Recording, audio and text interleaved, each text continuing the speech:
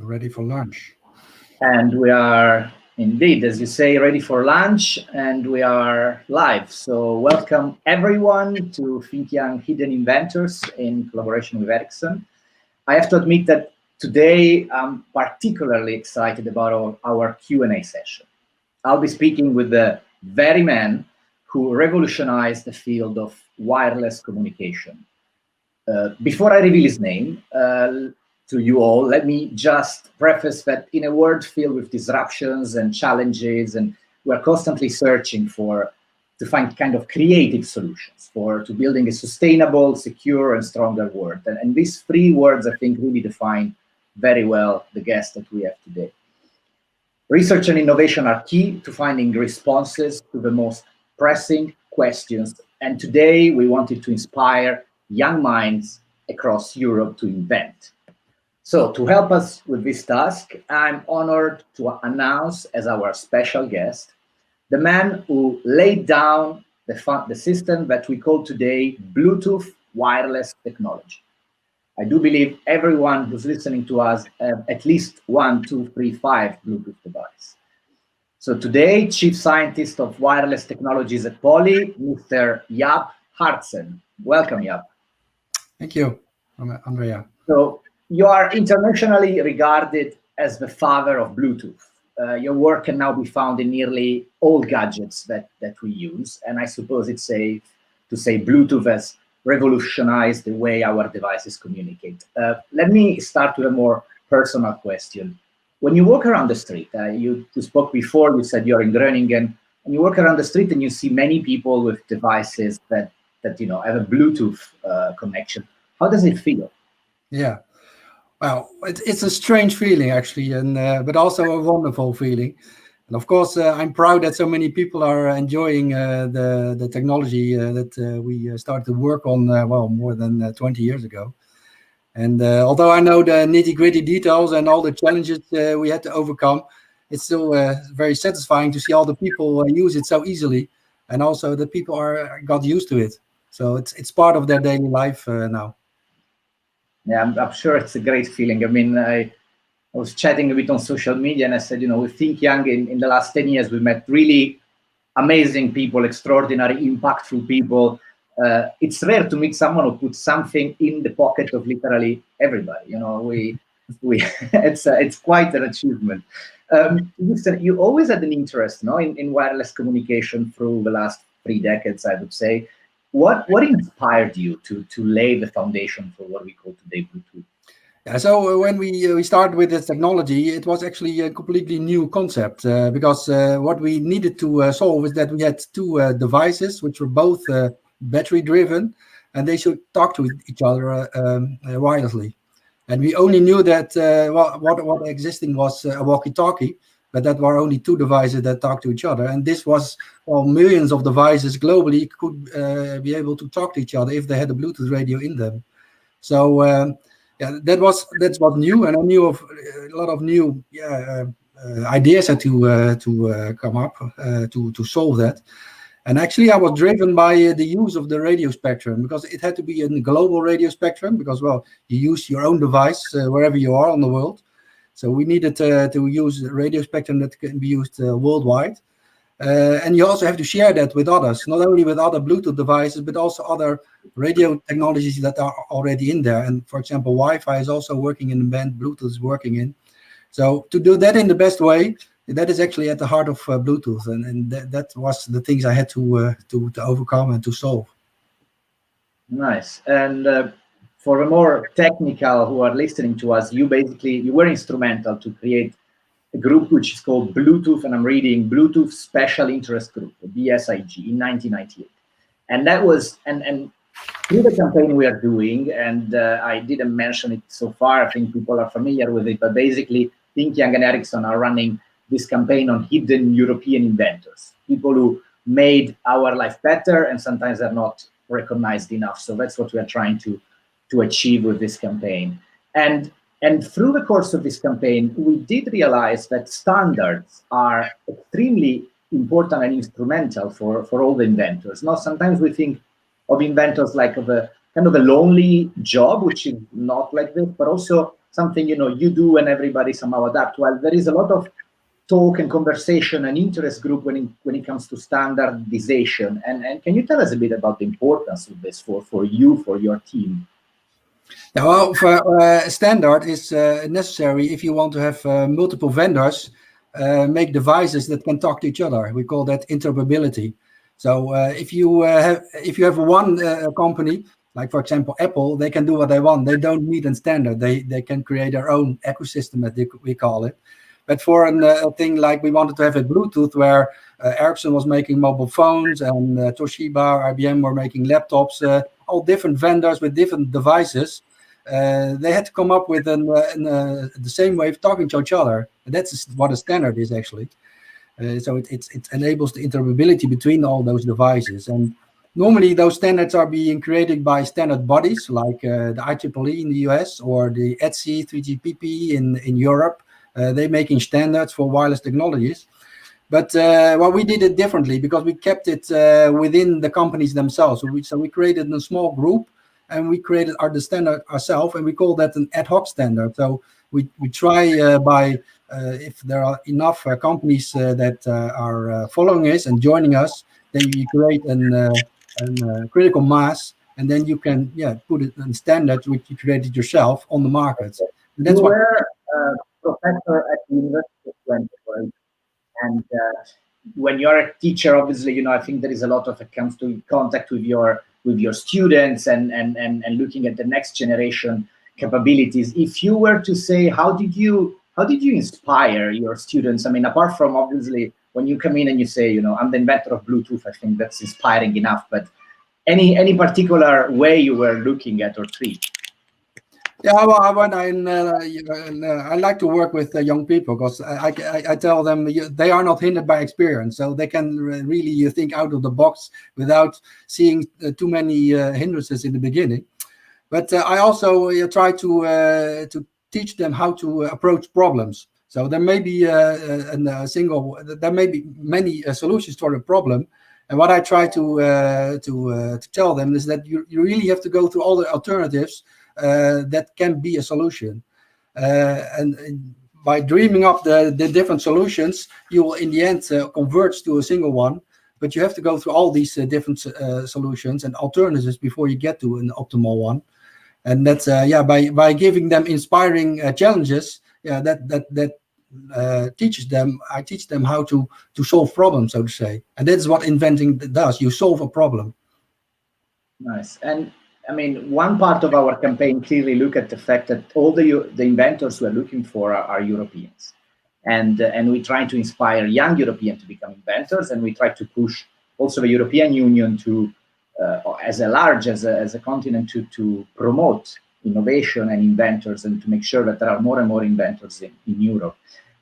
If from your point of view, from your experience, is Europe pushing innovation enough and inventors enough? Are we doing the right thing as Europe?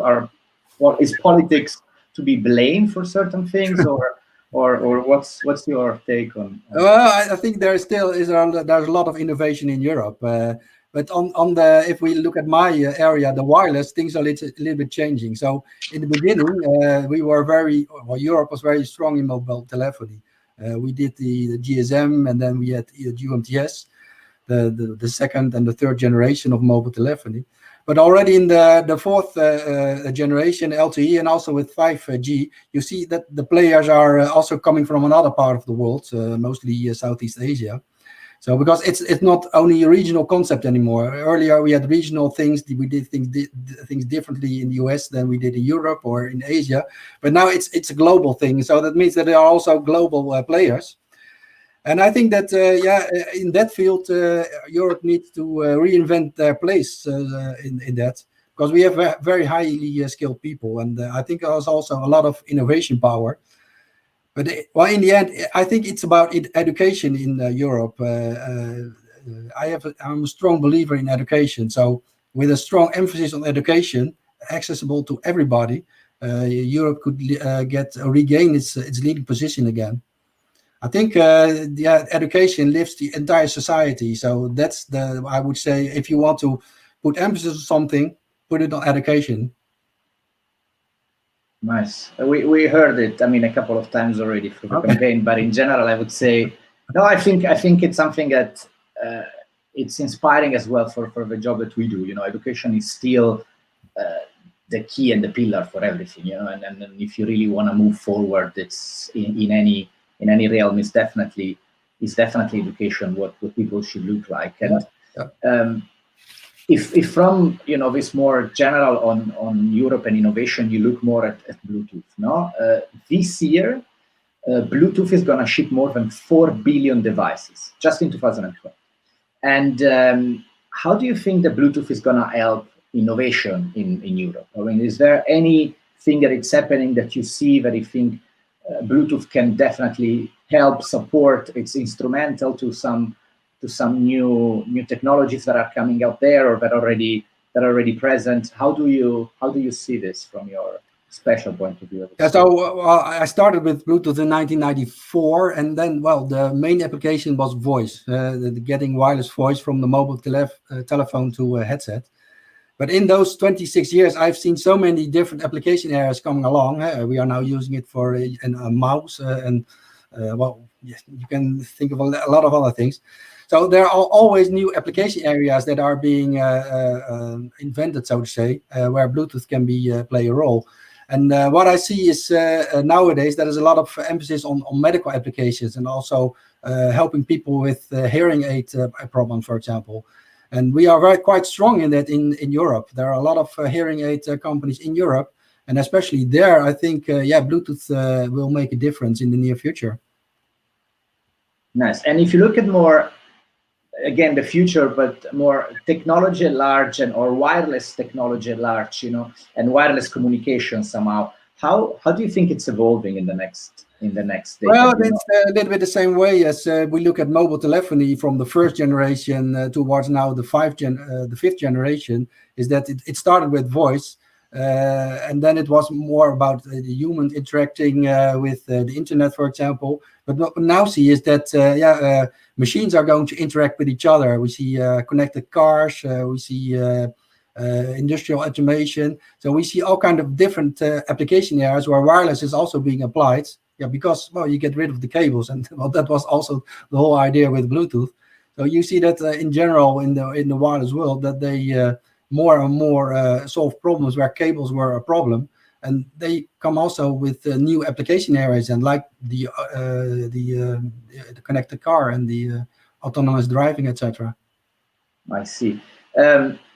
Before we go on, one thing that I usually remind to people who are watching us, you will be allowed to ask questions in about 4 or 5 minutes. So if there are questions, please just type it in the platform you're using, whether you're on YouTube or LinkedIn or Facebook. Just type your question with your account, and then we will put forward questions to Jaap. I think if we look, there are a couple of things. Maybe later I'll ask you also about your company's project, because I think that's something that people are interested in, and I definitely wanted to ask you. But before, today, I mean, obviously there is, COVID-19 and the pandemic. I think it's something that everybody is definitely very concerned with, and it's a topic, that many people are looking to find solution. People are talking about vaccine, and that might come, in spring or in the summer. We don't know yet, but there is definitely one solution that it's proving to be effective, which is tracers. There are, this app that we can download, and they can inform us in case we've been in contact with someone. And Bluetooth is key for this. I mean, without Bluetooth, this wouldn't be possible in a safe and a secure way. I mean, obviously, I think there are two things. The first one, personally, how do you feel about it somehow? I mean, again, the technology you created a few years ago now, it's really helping the entire world during the pandemic. And do you think Bluetooth is the most, let's say, effective way to trace somehow people, and the most suitable in these kind of cases? Technology. Sorry. So I see it as it's one way of tracking, and Bluetooth was not built for tracking, because actually we didn't want people to be able to track people with Bluetooth in there. So it was an thing not done. But on the other hand, Bluetooth is available in the phone, so it's actually the best we have at the moment. Everybody has a phone, so everybody has a way that tracing is possible. And as a extra benefit, it's a relative thing. So it's not based on absolute location. It's about how people relative with regard to you are moving each other with respect to each other. And it can be used indoor. So all those things you cannot do, for example, with GPS.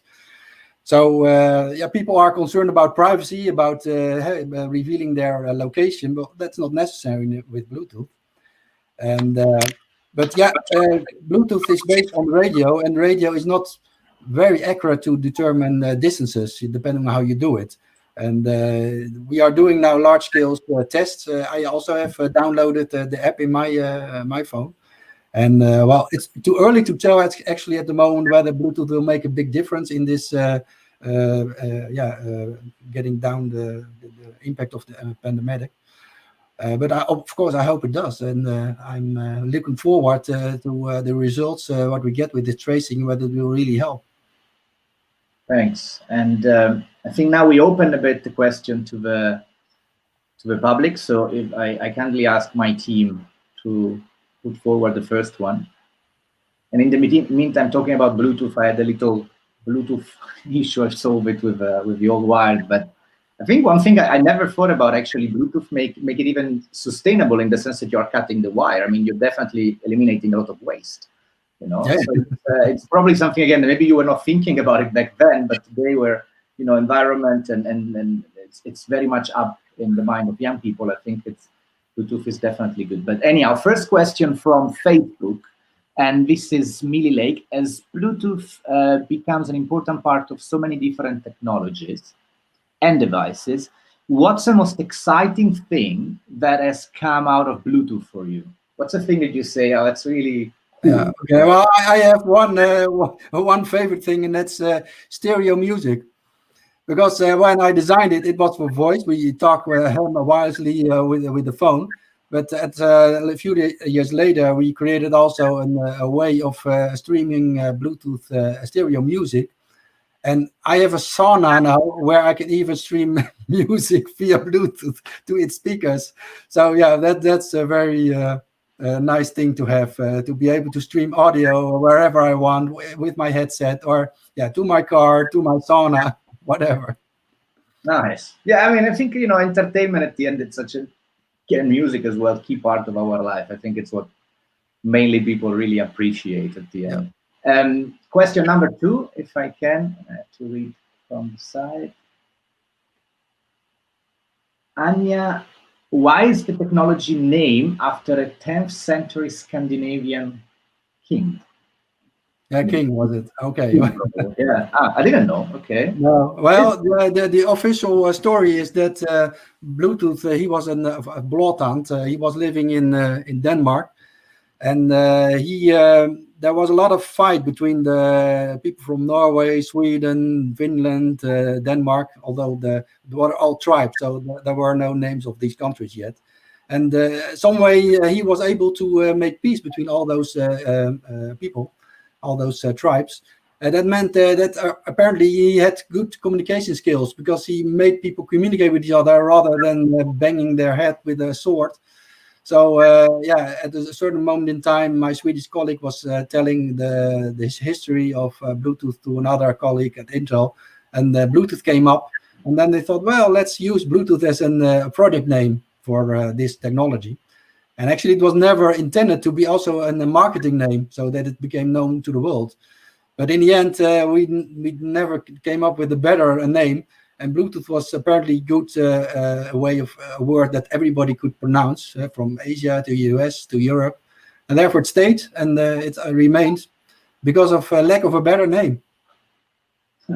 Well, I mean, I think it's a, you know, as usually history, it plays a nice thing to hear and to know, definitely. I mean, I'm sure many of our people listening to us today, they're probably gonna come out and use this trick to impress their friends or whoever they feel like impressing with this story.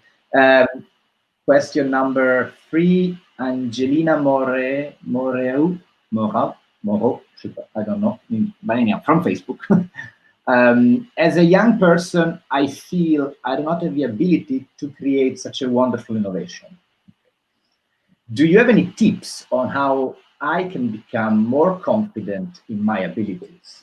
Oh, yeah, that's a question. Want to become more confident, but That's, that's well, first of all, I always say to people, well, as I told also in the broadcast, is education. So know what you're talking about, and start to be an expert in a certain area, and yeah, dive in that area and try to know everything about that area, and then make the next step. So then you have to, of course, then you know your material, and then you must be able to think out of the box and to extrapolate out of the things you know. Because without the knowledge, it's very difficult to create something fresh. So start with the knowledge, and then yeah, for me, I to be innovative, that is something inside me. I always have invented new things, but to be able to do something like Bluetooth, I also have to admit I was there at the right time, at the right place, with the right people around me. So it's also a part of luck, maybe, that you have to have. But yeah, sometimes you can steer your luck. So, and as I said, start with the knowledge you build up yourself, from which you can build and extrapolate to new things. thanks. No, very nice answer. And again, you mentioned the team. I think this is something we are hearing more and more. You know that sometimes inventors are seen as kind of one individual, one man or one woman, in their own room and trying to come up with solution. A bit of crazy, but that's the more we listen to all of you guys, the more we definitely understand it's a teamwork. And that's totally nice to hear. This one from LinkedIn, Daniel Massales. When you were studying at university, did you ever believe that you would ever invent something so revolutionary? What boosted your drive to invent? Yeah, okay, so the answer is no. I never would have thought I would get to such a revolutionary technology, but I was very driven because I like to. I did electrical engineering at Delft University, and I was very driven, and I like to work with technology and new things. So actually, I was in a project with a company that later became Wi-Fi, actually, and my first patent, which I wrote together with those people, was already at the university. So apparently, yeah, invention and making inventions was something already inside me. But yeah, to think that I would ever create a technology that would be used by billions of people, I would not have dreamt that. No. No, I give a couple more questions and then I ask you to reveal what you guys are working on at Poly. Francesco from Facebook, if you had a magic wand, is there anything you would change in the evolution of Bluetooth so far and its related applications? And what about the future? So is there anything you would change? Yeah, well, yeah, that's always a difficult question, because if I would admit that, I would say, well, I did something wrong that I would have changed. And apparently, We're too grateful. yeah, well, the point was that I did a lot of work in my head and on paper and in computers, and I simulated a lot of things, but could never expect what that would do in the field. So when millions of people are using it, when they're standing close to each other, how would that all work? And apparently, I was aware of that there should be a lot of interference, so that I made all kind of means that that the system could cope with that. And after 25 years, yeah, I was right that the things I brought in, they were able to cope with that. So yeah, having a magic wand to change something, I would be very hesitant to. I would not know by now at the moment.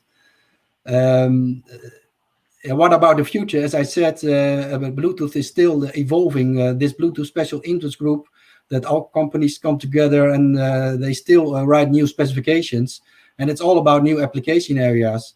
And well, the most near application area, as I see it, is in the medical and the hearing aid world, where Bluetooth is also being applied. Last question from our viewers. Chris Reichert. Great discussion. Thanks so much. You're welcome, Chris. This is nice because it's about kids. My 7-year-old son has very innovative capabilities. I often think that he will be a future inventor to make the world better. What can I do as a parent to support and guide him in the right direction? Yeah, okay. Well, as a young boy, I never took anything for granted. I always asked why, and people got fed up with that, and then they said, "Why?" Well, because I say so. Well, yeah, as a parent, I would say never say that to your child. Try to lead him to respond and explain the question he has, but do not send him away with say because I say so. Now that's totally to knock down. And well, before we're heading towards the end, and I promised that I would have asked you some insights on what you guys are working at Poly, and first of all, you have one of the coolest title ever because chief scientist. I think it's really definitely something I like to have on my business card. But um, you guys at Poly, can you give us an insight on what you're working on? Any new revolutionary technology maybe that we're gonna all use in few Yeah, years? well, Or of course, I cannot reveal that, but Poly is making stereo headsets for call centers, for use at home, for professional headsets for professional people. And what I'm working still on is looking at radio technology, where a lot of people are sitting in the same area and all the things are interacting with each other. And I'm trying to optimize that, to come up with new features that even there the performance gets better, that the people have a better audio quality, that they have shorter time to wait for data transfers. So that it is a continuous improvement work to make the product better. And yeah, there is not. Of course, I do the inventions there as well, but well, that there are we features. invite eventually whoever is interested to apply for Yeah, for right. for, his- Yeah. for Poly. Before we close, let me first of all, thank you because, as I said at the beginning, it's been extremely exciting for our team to get to know you, to get in contact with you, see how open you were to this and how available, and really, it's something I think also as a teaching for many who are listening. The people like you really change the life of many. Are usually the most available and humble that we usually meet, and that's that. Dankjewel, if I can say it in Dutch. The second part is a little promotion in the sense that we're going to have the last Q&A next Thursday, and that's quite an important one because we are moving over to involving the one of the vice president of Ericsson, who's is going to be speaking and having a Q&A together with Commissioner Maria Gabriel. So that's definitely important from linking again innovation companies and politics. That's something that it's going to be very very interesting for us to see, and that's next Thursday at 10 a.m. on this platform.